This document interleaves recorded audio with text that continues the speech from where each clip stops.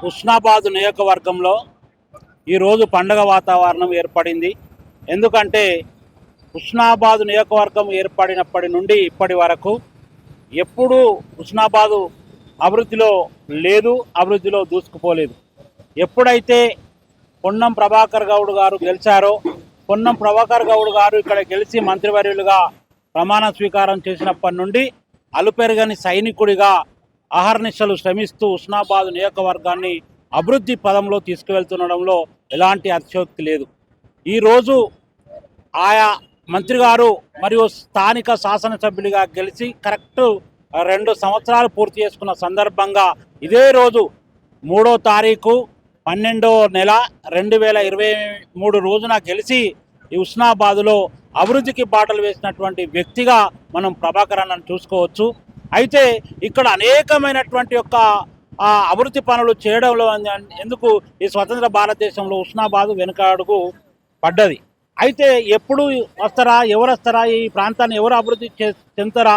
విద్య, వైద్యం, ఆరోగ్యం, రోడ్లు, రవాణా, నిరుద్యోగులకు ఉద్యోగాల అవకాశాలు కల్పించడం మరియు రోడ్ల యొక్క రవాణా మార్గాలు సౌకర్యంగా ఉండడం అనేటువంటిది ఈ మంత్రి గారు వచ్చిన తర్వాతనే ఒక అద్భుతమైనటువంటి ఒక ప్రగతి పదంలో దూసుకుపోతుంది. స్వరాష్ట్రం వచ్చిన తర్వాత గత 10 ఏళ్ల కింద ఏం కాలేదా? స్వరాష్ట్రం ఏర్పడ్డాక కూడా డెవలప్ కాలేదు ఉన్నది. కల్నీళ్ళు వచ్చినాయి, కష్టాలు వచ్చినాయి, ఆర్థిక విధ్వంసం, స్థానిక విధ్వంసం, దురపాలన, అంటే ప్రశ్నించే వాడిని గొంతును నొక్కడం, ఇటువంటివి వచ్చినాయి తప్ప 10 సంవత్సరాల్లో ఇలాంటి అభివృద్ధికి ఈ హుస్నాబాద్ ప్రాంతం నోచుకోలేదు.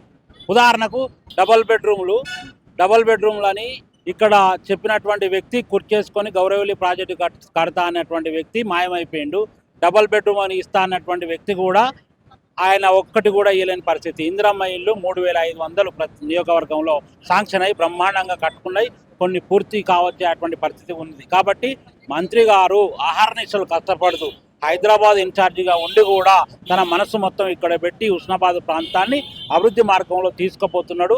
ఉదాహరణకి ఈరోజు చూడండి, ఒక రాష్ట్ర ముఖ్యమంత్రి గారిని ఇక్కడికి తెప్పించి మంత్రివర్గ సహచరాన్ని రప్పించి అనేకమైనటువంటి యొక్క అభివృద్ధి పనులకు శంకుస్థాపన చేయడం అనేటువంటిది హుస్నాబాద్ ప్రజలు చేసుకున్న అదృష్టంగా. ఒక ముఖ్యమంత్రి ఇంతమంది క్యాబినెట్ మంత్రులంతా కూడా వచ్చిన సందర్భం లేదు. ఎక్కడ లేదు. హుస్నాబాద్ అంటే వెనకడు వేయడం తప్ప ఏమీ లేదు.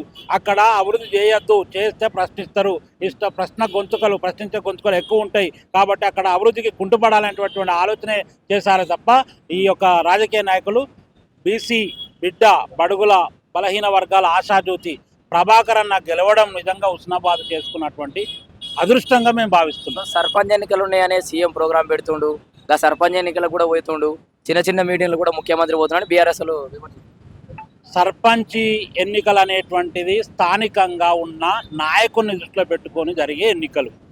పార్టీ అనేటువంటిది అది ద్వితీయ స్థానంలో, అంటే మామూలుగా వ్యక్తిని చూసే ఓట్లేసి గెలిపించుకుంటారు. దానికి ఉన్న పార్టీకి సంబంధించినటువంటి సరే పార్టీ నాయకుడు కావచ్చు, కానీ పార్టీ గుర్తులు అనేటువంటివి ఉండవు. అది వ్యక్తిగతంగా ఓట్లు వేసి గెలిపించుకునేటువంటి యొక్క స్థానిక సంస్థలు.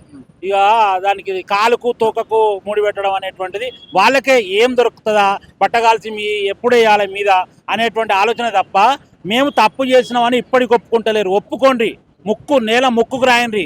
నేను ఒక తెలంగాణ విద్యార్థి ఉద్యమ నాయకునిగా Osmania university JAC vice chairman చెప్తున్నా, మీరు చేసిన విధ్వంసం ఒక 3 తరాలు నష్టపోతుంది. 3 తరాలు ఆర్థిక విధ్వంసం, మరి సామాజిక విధ్వంసం, అనేకమైనటువంటి విధ్వంసాలు చేసి లక్షల కోట్లు ఒక కాళేశ్వరం ప్రాజెక్టుకు పెట్టిందంటే ఎంత ఘోరంగా మనం అర్థం చేసుకోవచ్చు.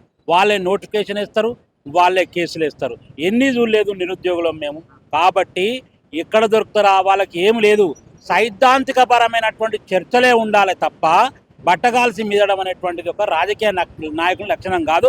ప్రజలు గుర్తిస్తున్నారు, ఎవరిని ఎక్కడ పెట్టాలో అక్కడ పెడుతున్నారు. ఇలాంటి ఉద్యమకారులను బాగానే చూసుకున్నాడు కదా బీఆర్ఎస్ లో సర్కార్ హయాంలో. మీకేమన్నా పదవులు ఇవ్వలే, డబ్బులు ఇవ్వలే అని చెప్పేసి ఇట్లా మాట్లాడు. 13 రోజులు చెర్లపల్లి జైలు పెట్టిండు, నాకు ప్రమోషన్ ఇచ్చిండు, ప్రశ్నించే గొంతును నొక్కించిండు. సాధించుకున్నాక కాదు, తెలంగాణ ఉద్యమంలో 13 రోజులు ఉన్నా, ప్రశ్నిస్తే గొంతుకలు నొక్కేసిండు, కేసులు బనాయించిండు.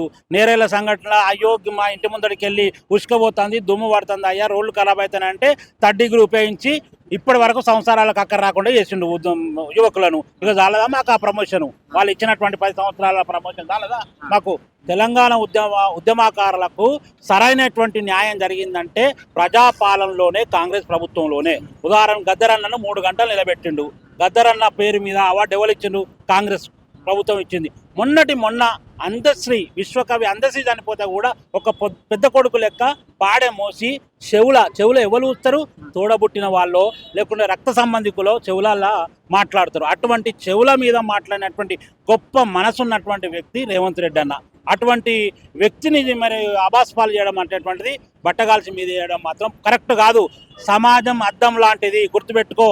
ప్రత్యర్థులకు చెప్తున్నా, ప్రత్యర్థి పార్టీలకి ఈ సందర్భంగా హుస్నాబాద్ అంటే ప్రశ్నించే గొంతుక ఇక్కడ. మీరు గుర్తుపెట్టుకోండి, సమాజం అద్దం లాంటిది, సమాజం అద్దం లాంటిది. మీరు ఏ విధంగానైతే బట్టగాల్చి మీదేయాలని చూస్తున్నారో అదే రిఫ్లెక్షన్, అదే ఫలితం మీకు వస్తుంది. సమాజం చైతన్యవంతమైంది.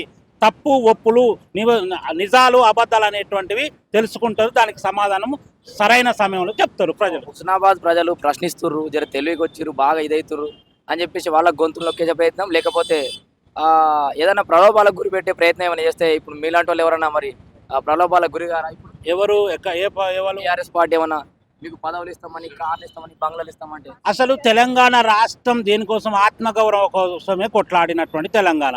ఒక యూనివర్సిటీ విద్యార్థిగా మేము దేనికోసం? ఆత్మగౌరవం. పదవులు కాదు మాకు. మా తాతలు పదవులు వందలే, మా అయ్యలు పదవులు వందలే. కష్టం చేసి పని చేసి రైతు కూలీలుగా పని చేసుకుంటూ శ్రమిస్తూ ఆత్మగౌరవం కోసం, పైసలు లేకున్నా మస్తే ఆత్మగౌరవంగా బతకాలనేటువంటి కోసమే తెలంగాణ రాష్ట్రం కొట్లాడింది. అసలు తెలంగాణ రాష్ట్రం ఎవరు కొట్లాడిండు? అందరికీ తెలుసు చరిత్ర. దానికి ఎవరు? ప్రజలు, సబ్బండ కులాలు రోడ్ల మీదకి వస్తే తెలంగాణ రాష్ట్రం వచ్చింది. మరి దీక్ష దివాస్ పేరుతో కేసీఆర్ బాబు ఫోటోలు వేసి వాళ్ళు పెద్ద ప్రోగ్రామ్ చేశారు. ఇక ఆయన గురించి మాట్లాడే అవసరం లేదు. అది అరిగిపోయిన చరిత్ర, అరిగిపోయిన టేప్ రికార్డు. సరే, ఒక మంచి వ్యక్తిగా, ఉద్యమకారుడిగా, సరే ప్రత్యర్థి అయినా కూడా ఒక ఉద్యమకారుడిగా మిమ్మల్ని నేను గుర్తిస్తాం. సరే, ఉద్యమ పార్టీ అని రాజకీయ పార్టీ చేసినావు. సరే, ఈ కాలంలో రాజకీయ పార్టీ ఉంటేనే పనులు చేస్తామనేటువంటి ఆలోచన, మీ ఆలోచన కరెక్టే కావచ్చు. కానీ చరిత్రహీనుని కాకు కేసీఆర్ గారు, చరిత్రహీనుని కాకు. నీకంటూ ఇప్పటికీ కొంత విలువ అనేటువంటిది ఉంది కాబట్టి అబద్ధాల లోగులో పడి చరిత్రహీనుని కాకు. చివరిగా రేవంత్ రెడ్డి ఈ తెలంగాణ చరిత్రలో ఆయన స్థానం సంపాదించినట్టేనా? రేవంత్ రెడ్డి తెలంగాణ చరిత్రలో సువర్ణాక్షరాలతోటి లిఖించబడేటువంటి గొప్ప ముఖ్యమంత్రిగా చరిత్రలో నిలిచిపోతాడు. ఎందుకంటే సబ్బండ కులాలను, సబ్బండ వర్గాలను, న్యాయం అంటే న్యాయం, అన్యాయం అంటే అన్యాయం, ఎక్కడైనా తనవాడైనా తప్పు చేస్తే శిక్షించేటువంటి గొప్పనైనటువంటి వ్యక్తి, జీరో స్థాయి నుండి వచ్చినటువంటి వ్యక్తి. పాటలు చెప్తున్నాం కదా, ఊకే రాలేదు ఆయనే. ఒక్కొక్క మెట్టును తొక్కుకుంటా వచ్చిండు, ఎదిరించి వచ్చిండు, ధైర్యంగా వచ్చిండు. ఇంకా 10-15 సంవత్సరాల పాటు అతనికి ఎదురే లేదు ఈ తెలంగాణలో.